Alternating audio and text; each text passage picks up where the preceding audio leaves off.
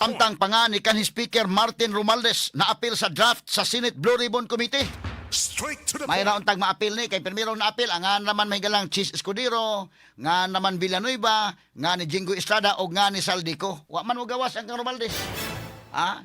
Murag protesta tong ubang mga senador na unsa man ang klasiha sa report. Mabita tong hapit ilisi si Vicente Soto ni Loren Ligarda mga higala. Unsa man ninyong kalaki? Straight to the point. Karon matod pa mga higala na naapil na mga higalang nga ni Martin Romualdez. Straight to the Ato niya point. tagag pagtagad sa karong buntagas sa panuban usab nining atong tulumanon inyong tulumanon. Straight to the point. Samtang kanhi Kongresista Saldico dili prioridad ang pagtestigo kuno matod pa. Batok ni Presidente Ferdinand Bongbong Marcos Jr.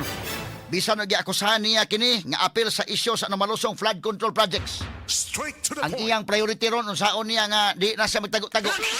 Pero karong buntaga sad mga higala o karong simanaha malagmit i-apil na sa order of business ang impeachment complaint batok ni Vice President Sara Duterte. Mao sa natong hatagag pagtagad mga kaigalaan.